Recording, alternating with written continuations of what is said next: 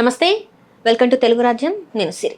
AP ముఖ్యమంత్రి చంద్రబాబు నాయుడు గారు అయితే కలెక్టర్లతోని భేటీ అయ్యారు. ఆ భేటీలో చాలా కీలకమైన అంశాలు అయితే మాట్లాడడం జరిగింది. అలానే ఏదైతే ఇప్పుడు ఈ పాలన ఉందో, ఏవైతే ఇప్పుడు పనులు చేస్తున్నారో అవన్నీ ప్రజలకు నచ్చట్లేదని చెప్పేసి కూడా కొన్ని మాటలు అయితే మాట్లాడడం జరిగింది.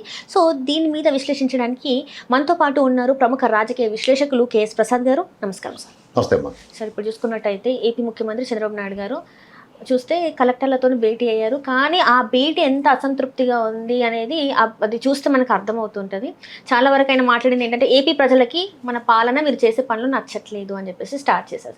దీన్ని ఎలా చూడాలంటారు సార్? అంటే ముఖ్యమంత్రి గారు ఈ మధ్యన రీసెంట్ పాస్ట్లో కలెక్టర్స్ కాన్క్లేవ్ విపరీతంగా కలెక్టర్స్తో మీటింగ్స్ అవుతున్నాయి. అలాగే మంత్రులతో మీటింగులు, క్యాబినెట్ మీటింగులు అట్లా కూడా ఆయనకి ర్యాంకులు ఇవ్వడం, తర్వాత ఎమ్మెల్యేల పనితీరుని బేరీజ్ వేస్తూ చర్చనీయాంశాలు, వాళ్ళ పనితీరు మీద సమీక్షలు ఇవన్నీ జరుగుతూనే ఉన్నాయి కంటిన్యూస్ ప్రాసెస్లో. But this the first our time accepting of failure అన్నది ఒక కాన్సెప్ట్. ఇది అంటే సాధారణంగా మనం ప్రజాస్వామ్యంలో ప్రజల చేత, ప్రజల వల్ల, ప్రజల కొరకు ఎన్నుకోబడిన ప్రజాప్రభుత్వం ప్రజల కోసం అని మన ఈరోజు దగ్గర భ్రమిస్తున్న దగ్గర ఆయన డొల్లతనం ఆయన బయట పెట్టుకున్నాడు. సే ఫర్ ఇన్స్టెంట్ కలెక్టర్స్ మీరు బాగా పనిచేస్తారని నేను అనుకుంటున్నా, నేను మంచి టాస్క్ ఇస్తున్నాను మీరు అనుకుంటున్నారు, నేను బాగా పనిచేస్తున్నాను అనుకుంటున్నారు. బట్ అవుట్కమ్ ప్రజలకు అది నచ్చట్లేదు. ప్రజలకు అది నచ్చట్లేదు అన్న విషయం మనం గ్రహించకుండా గుడ్డే చేతిలో పడినట్టు పని చేసుకుని వెళ్తున్నాం మనం ఈ 2 ఏళ్ళు బట్టి. అంటే 18 నెలల పైచీలకు 19 నెలలు. దీని అవుట్కమ్ మనం ప్రజల్ని సాటిస్ఫై చేయట్లేదు అన్నది ఒక ప్రభుత్వ అధినేతగా ముఖ్యమంత్రి గారు డిరైవ్ అయినప్పుడు, ఇంకా మిగిలిన వాళ్ళు ఆయనకే 0 మార్కులు వేసుకున్నప్పుడు మిగిలిన వాళ్ళందరి పరిస్థితి వాస్తవానికి దగ్గరగా.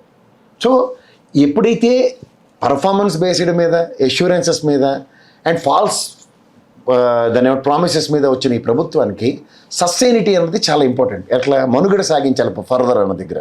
సో ఇప్పుడు నిన్న జరిగిన కలెక్టర్స్ కాన్ఫరెన్స్లో దాన్ని రెక్టిఫై చేసుకోవడానికి వాళ్ళ దగ్గర ఏమైనా ఆల్టర్నేటివ్ ఆప్షన్ ఉందా అంటే నాకైతే కనబట్టలేదు. ఎందుకు అంటే 2 సంవత్సరాలు పుణ్యకాలం గడిచిపోయింది. ఒక పక్కన పుణ్యకాలం గడిచిపోయిన తర్వాత జరిగే పరిణామాలు ఎలా ఉంటాయి అంటే, పుణ్యకాలం గడవడం అంటే ఏంటి, మనం ఏదైతే చేద్దాం అనుకుంటున్నామో ఇవ్వలేకపోయారు. 2 ఇయర్స్ ఫెయిల్యూర్ కనబడుతుంది. ఒక పక్కన సంక్షేమ ప్రాస్పెక్ట్, సంపద సృష్టిస్తాం, డెవలప్మెంట్ మాడ్యూల్లో మమ్మల్ని మించిన వాళ్ళు లేరంటారు. నిన్న జిఎస్టీ వసూలు చూసుకుంటే ప్యాథటిక్. అండ్ జిఎస్డిపి అంటే ఇండివిజువల్ గ్రోత్ ఫర్ ఇండివిజువల్ దగ్గర ఫ్యాబ్రికేటెడ్ ఫిగర్స్. వాడు ఆ తపేల ఛానల్లోనే నమ్మట్లేదు, ఇంకా ప్రజలు ఇంకేం నమ్ముతారు? ఆఫ్టర్ ఆల్ కిరసాయలు నమ్ముకున్నోడికే తెలివితే ఎట్లుంటే మరి మిగిలిన వాళ్ళందరికీ. So convincing is more important. So ఒక బుల్డోస్ చేసుకుంటూ మాటల ప్యారడీతోనూ మాటల గారిడీతోనూ చెప్పుకుంటూ వెళ్తే దగ్గర ప్రభుత్వ డొల్తనం ఎప్పటికప్పుడు కనబడుతుంది. మూడోది, ఒక ఏ అంశాల మీద ప్రభుత్వాన్ని, అవతల ప్రభుత్వాన్ని ఎండగట్టుకుని వీళ్ళు సక్సెస్ వచ్చారు. ఉదాహరణకు లిక్కర్, ఏం తమ్ముళ్ళు మద్యం రాకపోతే సాయంత్రం కష్టపడుతూ వస్తారు మీరు, సాయంత్రం మీకు క్వార్టర్ అయినా కావాలా, 99 రూపాయలకి నేను ఇస్తానన్న దగ్గర రెవెన్యూ మాడ్యూల్ చెక్ చేస్తే అట్లీస్ట్ 10% సస్టైనిటీ గ్రోత్ ఉంటుందనుకుంటే కూడా ఆ లిక్కర్ దీంట్లో కూడా ఇంత ఫెనామినల్గా 64,000 పైచీలకు బెల్ట్ షాపులు కానీ, లేదంటే ఇబ్బడి ముబ్బడిగా ఎవరికి పడితే వాళ్ళకి లైసెన్స్లు ఇచ్చి షాపులు పెట్టిన నేపథ్యంలో చూసుకుంటే ఈడ్స్ కొడితే 3% గ్రోత్ కనబట్టలేదు దాంట్లో. అందులో మళ్ళీ కల్తీ మద్యం. దానికి తోడు వీళ్ళు మొలకల చెరువు బ్రాండ్లు తెగ చెలరేగిపోతున్నారు. కానీ దాన్ని కూడా ఓవర్కమ్ చేసుకుంటూ బుల్డోస్ చేసుకుంటూ వెళ్ళిపోతుంది. తర్వాత ఈ పర్యాటక రంగానికి సంబంధించిన అంశంలో ఒక మంత్రి, ఆర్థిక మంత్రి ఒక మాట మాట్లాడుతున్నాడు, ముఖ్యమంత్రి గారు ఒక మాట మాట్లాడుతున్నారు. ఓ తలా తోకాలని ఎవరనని అక్కడ చేసి కూర్చోపెడతారు. ఉదాహరణకి ఆ పర్యాటక రంగ బిల్డింగ్స్ తీసుకుందాం. ఏది విశాఖపట్నంలో కట్టిన రుషికొండ ప్యాలెస్, గుండు చెక్కేశారు, చచ్చారు, బతికారు, 4 ప్రాణాలు తినేశారు ఆ టెన్యూర్ అంతా. పైపించి భారతమ్మ కోసం కట్టారని చెప్పి ఇంకో సాగు చచ్చారు. లాస్ట్కి వస్తే ఈ అద్భుతమైన భవనాలు ప్రపంచంలో ఎక్కడ చూడలేకపోయాం, ఇంత భవనాలు కట్టారని చెప్పి ముఖ్యమంత్రి గారు అబ్బురుపోయారు. ఏది జపాన్ టెక్నాలజీతో భూకంపాలు వచ్చినా ప్రపంచం తెరబడిపోయింది, దీనికి ఏంటి కావని. ఇటు తిప్పి పవన్ కళ్యాణ్ గారు పెచ్చులు ఓడగొట్టి చూపిద్దామని ప్రయత్నించినా సరే పెచ్చు ఎలా పడుతుందో కూడా ప్రాథమిక అవగాహన లేకుండా పెచ్చులు కార్యక్రమం తెరలేపాడు. ఓవరాల్గా ఇవన్నీ చూసుకుంటే పెచ్చులు ఊడిపోతుంది వరకు ప్రభుత్వానికి. ఇక్కడ మీరు చూసుకుంటే సిఆర్ఐడిఏ భవనం అద్భుతం సృష్టించామని చెప్పి ఓపెనింగ్ చేసిన దగ్గర 11,000 కోట్లు ఖర్చు, 11,000 రూపాయలు స్క్వేర్ ఫీట్ తగలబెట్టారు దాని మీద. తర్వాత టెంపరీ బిల్డింగ్లు అని చెప్పి సచివాలయాన్ని, హైకోర్టుని అండ్ ఇంకోటి ఏంటి అసెంబ్లీ భవనాలని, వీటన్నిటి కూడా ఈడ్స్ కొడితే అన్ని టెంపరీ అంటారు.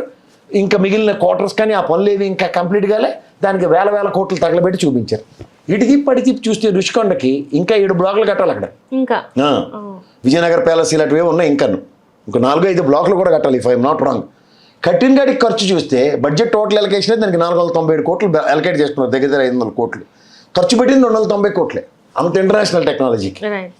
మళ్ళీ చూస్తే డొల్తనం కొట్టొచ్చినట్టు కనబడిపోతుంది. అబద్ధాలు ఎన్నాళ్ళు ఆడతారు?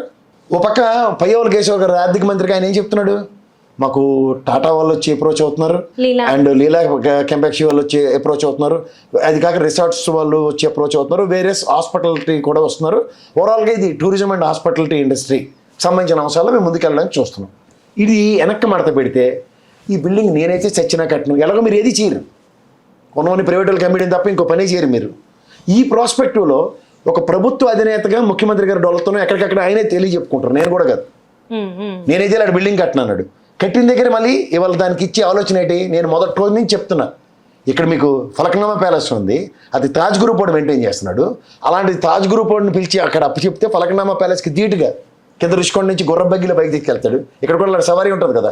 ఇవన్నీ మనలాంటి తెలివి తక్కువ, నాలాంటి తెలివి తక్కువడికే తెలిస్తే అంత 45 సంవత్సరాల అపార అనుభవం, ప్రపంచాన్ని తిరగబెట్టేసిన ఆర్థికవేత్త, ఇన్ని కబుర్లు చెప్పిన ఆయనకి ఇలాంటి ఆలోచన రావట్లేదంటే బాధాకరంగా ఉంటుంది కదా.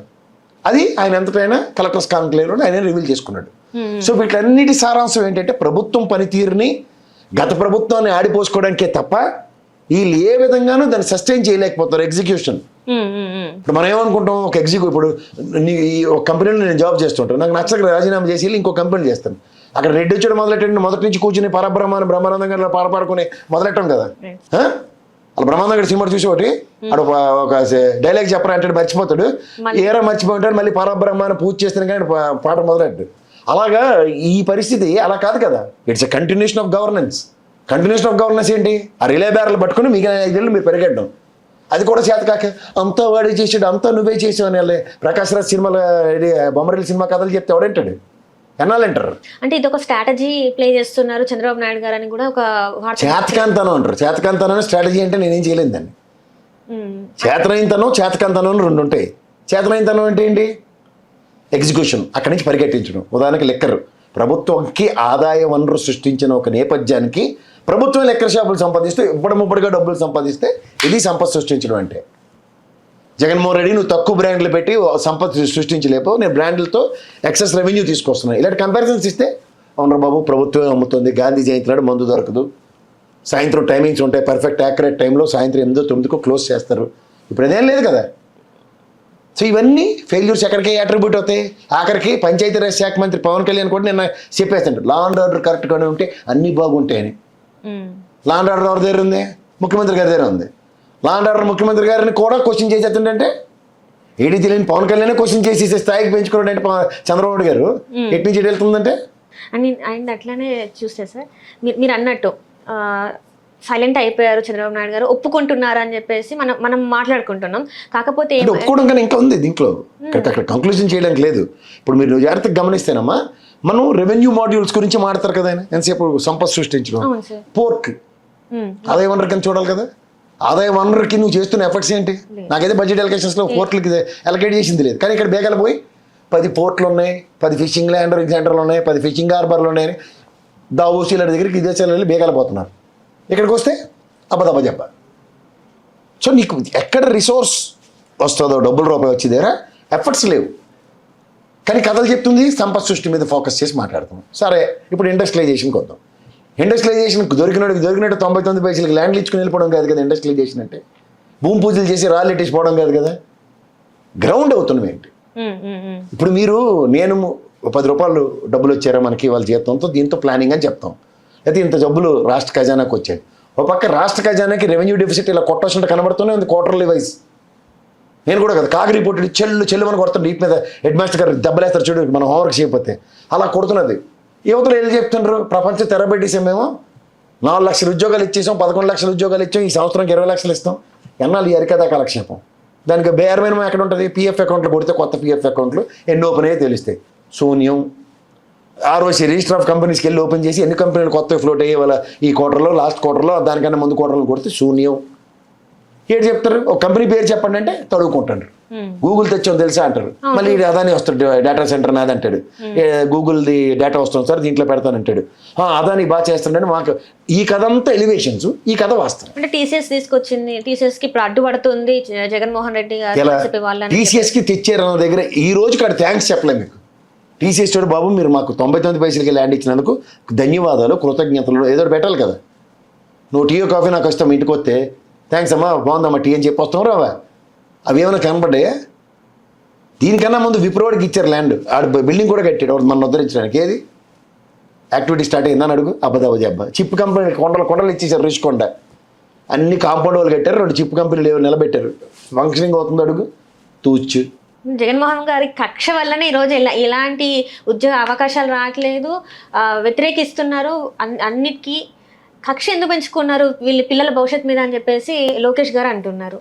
ఏ పిల్లల భవిష్యత్తు మీద? పిల్లల భవిష్యత్తు ఆడుకుంటుంది మీరే. ఫేజ్ రీఎంబర్స్మెంట్లు ఇవ్వక, పిల్లలు చదువుకున్న పిల్లలకి సరైన వసతులు లేక, అన్నీ నేనే చేశాను కొత్త కథలు చెప్పుకుంటూ ముందుకెళ్తారు తప్ప ఏం చేశారు చెప్పంటే చెప్పట్లే కదా.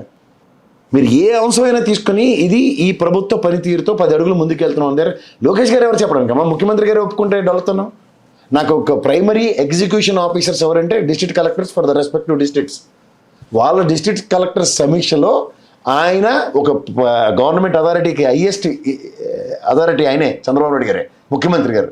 ఆయన ఒప్పుకుంటుంటే మిగిలిన వాళ్ళు ఇప్పటి వరకు మరి ఎందుకు చెప్పలేకపోతున్నారు గట్టి? అరే ఇంత చేసాము, అభివృద్ధి ఇంత చేసామంటే మాటకేమో జగన్మోహన్ రెడ్డి గారి పేరు చూపిస్తుంది. అప్పుడిన్న అప్పులు చేశారు, అందుకే ఇంకా కూరుకుపోతుంది ఏం చేయలేకపోతున్నా, నిస్సహాయ స్థితిలో ఉన్నామని చెప్తున్నారు. పోనీ వస్తున్నాయి, ఇంతకన్నా తీసుకొచ్చాం, ఇన్ని పెట్టుబడులు తీసుకొచ్చాం, మాతోనే సాధ్యమైంది అని అన్నారు. మళ్ళీ ఎవరు చూస్తేనేమో ఇలాంటిది ఏం లేదు అంటున్నారు. ఏది నమ్మాలి సార్ అసలు? అదే చెప్తున్నాను. నాన్న పులి కదా, ఒకసారి ఏమైంది నాన్న పరిగెట్టుకొచ్చాడు, రెండోసారి ఏమైంది మళ్ళీ నాన్న పరిగెట్టుకొచ్చాడు, మూడోసారి ఏమైంది పులి వచ్చి నిజంగా తినేసిందండి, నాన్న వచ్చాడే. అదే అవుతుంది వాళ్ళు. అందుకే అబద్ధాల పునాదుల మీద ఏదైనా ఏర్పాటు చేస్తే సామ్రాజ్యాలు అవి లాంగ్ టర్మ్ సస్టైనిటీ ఉండవు. ఇవాళ టెంపరీగా ఉమ్ముతాడు కథలు. నీకు కిరసాలడికే కోపం వస్తుందంటే ఆలోచించుకో. ఆడే సిరెత్తి పేరు పెడతాడు మాడతండి. చేతి ఎలివేషన్స్తోనూ వాస్తవానికి దూరంగా మనం నేల విడిచి సాము చేస్తున్నప్పుడు కుదరవు. ముఖ్యంగా చంద్రబాబు గారు ఆ కలెక్టర్స్ కాన్క్లేవ్ సారాంశం ఏహపరాలు మర్చిపోయి మాట్లాడకుండా వాస్తవానికి దగ్గరగా వచ్చారు. ఆయన ఇక్కడి నుంచి దీన్ని ఏం చేయాలంటే దీన్ని బ్యాలెన్స్ చేయాలా. ఇప్పుడు మనం నడి సముద్రంలో ఉన్నాం, 2 సంవత్సరాల దగ్గర కంప్లీట్ అవుతూ ఈ రిమైనింగ్ 3 years అయినా సస్టైనిటీ కనుక బ్యాలెన్స్ చేసుకోగలిగారు అనుకో, అపోహలు మోయకుండా ఉంటారు కదా. ఏంటంటే చాలా కష్టం. ఇదే వేవ్ లెంత్తో కంటిన్యూ అయితే మాత్రం చాలా తీవ్ర పరిణామాలు ఉంటాయి. ఆంధ్రప్రదేశ్ ప్రజలు చాలా స్ట్రాటజికల్ పీపుల్ అమ్మా. వాళ్ళు ఎంత స్ట్రాటజీ యూజ్ చేస్తారో చూడు. ఒకసారి గవర్నమెంట్ ఇస్తున్నారు, వాళ్ళకి నచ్చపోతే 23 ఇచ్చారు. ఒకసారి గవర్నమెంట్ ఇచ్చారు థంబింగ్ మెజారిటీతో, నచ్చకపోతే 11 ఇచ్చారు. వీళ్ళకి 124 ఆయన మీద నచ్చక ఈయనకి ఇచ్చారు కదా. ఈయనతో ఇదే పర్ఫార్మెన్స్ ఉంటే 11 కన్నా తక్కువ వస్తాయి ఎక్కువ వస్తాయి ఆలోచించుకో. జనరలైజ్ చేసి మాట్లాడడం. 151 ఇవ్వడం అంటే పెద్ద విషయం, అమ్మ బాబాయ్ అనుకున్నాం. 124 ఇచ్చారు, అమ్మ బాబాయ్ అనుకున్నాం. కానీ దానికి పనితీరుకి ప్రతి నిమిషం ఇలా కొలుస్తున్నారు రోజు, ఇంచి తప్పున. ఈ ఇంచులో వాళ్ళకి తేడా వచ్చినప్పుడు ఏం చేస్తున్నారు? మరత పెట్టి కొడుతున్నారు 11. వీళ్ళ పరిస్థితి నేను కాదు, వాళ్ళు చేయించుకుని దిక్కుమాల సర్వేలే చెప్తున్నాయి. 20-30 కన్నా తోడుకుంటే రావట్లేదు సార్ మీకని. 31 సీట్లకి పరిమితం అవుతుందని చెప్తున్నారు. సో ఇవన్నీ ఎప్పటికొస్తాయి? ఇప్పుడు క్వార్టర్లీ, హాఫ్ ఇయర్లీ, స్లిప్ టెస్ట్లు ఇవన్నీ బాగా రాయకుండా ఫైనల్ ఎగ్జామ్లో 100కి 100 మార్కులు వచ్చేది నీకు. ఈ స్లిప్ టెస్ట్ ఎందుకు పెడతారు? ఈ చాప్టర్ ఏది, దీని మీద ఈ పర్ఫార్మెన్స్ ఏంటి, ఇది బాగా చదువుతున్నట్టు లేదని. అలాగే క్వార్టర్లీ ఎగ్జామ్ ఉంటుంది, ఏది దసరా పండగకి. ఎందుకు ఉంటుంది? ఒక 5 చాప్టర్లు చెప్పాం, ఈ క్వార్టర్లీ ఎలా చదివి వచ్చాడు అనేది దసరా పరీక్షలు. నెక్స్ట్ హాఫ్ ఇయర్లీ ఉంటుంది, ఆల్మోస్ట్ హాఫ్ సిలబస్ పైన కంప్లీట్ చేస్తారు, 300 సిలబస్. ఇవన్నిటి మీద స్లిప్ టెస్ట్లు నెలలా పెడుతూ ఈ ఓవరాల్ పర్ఫార్మెన్స్ మీరు మొత్తం సబ్జెక్ట్ మీద ఎంత అవగాహన ఉందో హాఫ్ ఇయర్లీ. ఇక్కడి నుంచి ఆడు నెక్స్ట్ ఫైనల్ ఎగ్జామ్కి ఏముంది రిమైనింగ్ చాప్టర్లు చెప్పి ఆడికి ప్రిపరేషన్ స్టడీస్ చేసి ఇంత రాసి ఎగ్జామ్ రాస్తారు పిల్లలు. అప్పుడు ఏముంది? వీడికి మొదటి స్లిప్ టెస్ట్ నుంచి మార్కులు వస్తున్న వాడికి ఒకసారి చదివిన బుర్రలో ఉంటుంది కదా వాడికైనా, ఇంకోసారి రీకలెక్ట్ చేసుకోవడమే కదా. వీటిలన్నిటితో ఫైనల్ ఎగ్జామ్ పెడితే అది ఫస్ట్ క్లాస్ స్టూడెంట్, మెరిటరీ స్టూడెంట్ అని వస్తుంది. అంతేకాని అలా వీజీపీ గైడ్ తెస్తాను నారాయణ కోచింగ్ సెంటర్ నుంచి, ఇందులో 10 పరీక్షల్లో ఇందులో చదువుకుని రాసేస్తానంటే 40-50 మార్కులు పరిమితం చేస్తారు. ఇది ప్రభుత్వ పనితీరు. ప్రభుత్వ పనితీరు అంటే మొదటి రోజు నుంచి డెలివరబుల్స్ చూస్తూ ఉంటారు ప్రజలు. నాకు రేషన్ కరెక్ట్గా ఇచ్చారు లేదా, పెన్షన్ సరిగ్గా ఇచ్చారు లేదా, నాకు రోడ్లు సరిగ్గా వేసారు లేదా, నా స్ట్రీట్ లైట్ వెలుగుతుందా లేదా. దీనికి హరికథలు ఇలా నొక్కానుకో స్ట్రీట్ నెంబర్ 3లో 4th లైన్లో ఉన్న 2వ బొగ్గ వెలిగిందో లేదని చెప్పగలను. ఎవరికోవాలి కదా, ఆ బొగ్గ ఎలగట్లేదు ఈ రోజుకి. ఇలా 2వ బటన్ నొక్కితే ఇలాగ వెళ్తుంటారు, గొయ్యి ఉందా, గొయ్యి నిండా మట్టి వేసట్లేదు చెప్పగలను. చెప్పు మట్టి వేయలేదని చెప్తున్నావు నువ్వు కూడా. ఒకరు మట్టి వేయమని వాళ్ళు గొల్లెడుతున్నారు. ఇది కూడా హాఫ్ ఇయర్లీ ఎగ్జామ్లో వచ్చింది తూచ్చు. సో ఇట్లాంటివన్నీ ప్రజలు గమనిస్తూ ఉంటారు. లాస్ట్ డే తీసుకెళ్ళి మిఠాయి ఇస్తాం, పసుపు కుంకుమ ఇస్తాం, లేదంటే ఓటుకి 5,000 ఇస్తామంటే రేట్ చేస్తాడు. ఇన్నాళ్ళు మాకు ఎట్టో కదరా ఎవరు అని చెప్పి లాస్ట్కి ఏడు చేశారు, కర్రు కాల్చి వాత పెట్టారు. పసుపు కుంకుమ అందుకున్నారు లేదా లాస్ట్ టైం బ్రహ్మాండంగా అందుకుని ఏడు చేశారు, 23 స్థానాలు ఇచ్చారు. మర్చిపోతే ఎలాగే. సో ఇది ప్రభుత్వ పనితీరుకి ప్రజలు యాడ్ స్టిక్ పట్టుకుని ఉన్నప్పుడు ఈ క్యాలిక్యులేషన్స్లో మీరు ఓన్లీ ఇక్కడ కూర్చొని ఓదరగొట్టుకుని 4 ముసలాలను సెట్ చేసి ఫీల్డింగ్ సెట్ చేసి బౌలింగ్ వేస్తామంటే మీ ప్లేయర్ అయితేనే బౌలింగ్కి అయ్యి బాబాయ్ చంద్రబాబు గారు బౌలింగ్ వేస్తాడు, అయ్యి బాబాయ్ పవన్ కళ్యాణ్ బౌలింగ్ వేస్తాడు, అయ్యి బాబాయ్ మా పురంధేశ్వరం బౌలింగ్ వేస్తుంది, అయ్యి బాబాయ్ మా లోకేష్ బౌలింగ్ వేస్తాడు అని డౌట్ అయిపోతాడు భయంపడి. ఆడుతుంది ప్రజలు అనుకో, ఏ బౌలింగర్ అదే ఏమని ఫుల్ టాస్ ఏమని 6 కొడతామని చెప్పి 6 కొడుతుండ్రు. అది జగన్మోహన్ రెడ్డి అనేది ఒకటే, చంద్రబాబు గారు అని ఒకటే, పవన్ కళ్యాణ్ ఒకటే, బీజేపీ అని ఒకటే, నరేంద్ర మోడీ అని ఒకటే, రాహుల్ గాంధీ అని ఒకటే. ప్రజలకి అలాగ నచ్చకపోతే నచ్చితే ఇక్కడ పెట్టుకుంటారు. హలో, తెలుగు రాజ్యం ఛానల్ చూస్తున్నారా? సామాజిక రాజకీయ జీవన చిత్రణే తెలుగు రాజ్యం. అతిశయోక్తులు అసత్యాలు ఉండవు. రాజకీయ కోణం కాదు, ప్రజా కోణమే కొలబద్ద. తెలుగు రాజ్యం వీక్షణ మీ ఉత్తమ అభిరుచికి నిదర్శనం.